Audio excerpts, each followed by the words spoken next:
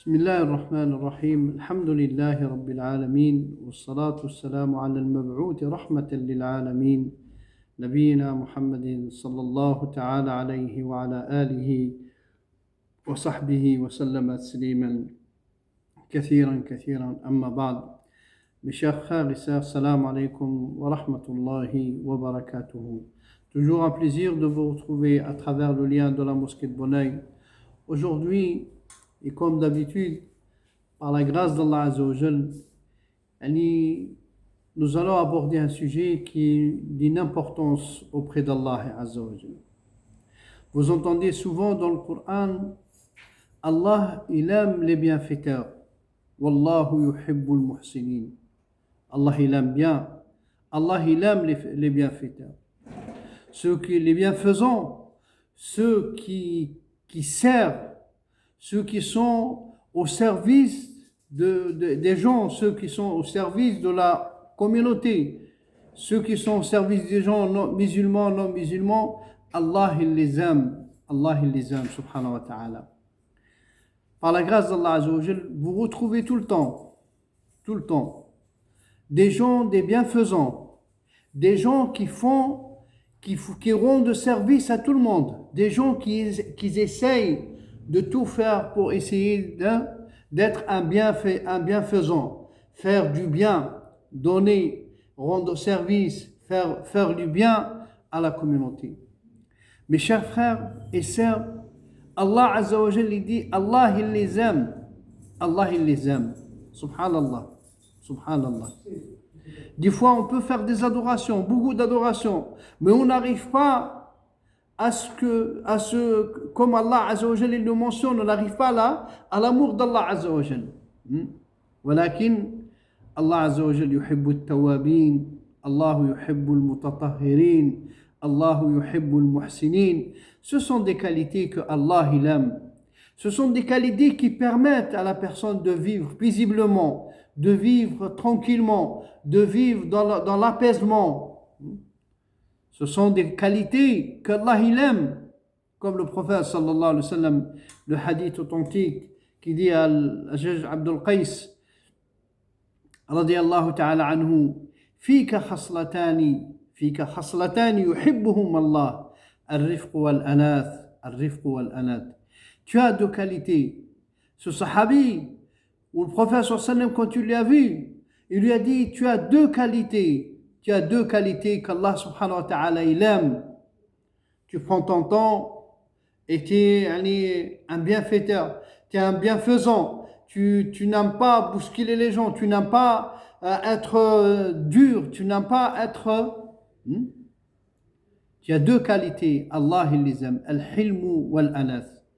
Tu es pardonneur, tu baisses le regard sur les défauts. Et tu n'es pas pressé, tu n'es pas, non, il faut faire ça, il faut, ah non, il faut faire, non. Al-anath, l'apaisement, la tranquillité, la réflexion, réfléchir à ce qui va se passer après. Cette décision, prendre une décision et réfléchir à ce qui va se passer après.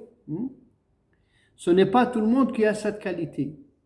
Mes chers frères et sœurs, tant qu'on a la possibilité de faire du bien, quand on peut faire plaisir, quand on peut faire de la générosité, mais pas faire comme ils font certains, on constate et on voit, que ce soit dans la communauté, en dehors de la communauté. Vous avez certains frères ou certaines personnes, certaines sœurs à l'extérieur, fait du bien à court, rendre service, et au plus proche, il y a une certaine varice qu'Allah nous en préserve.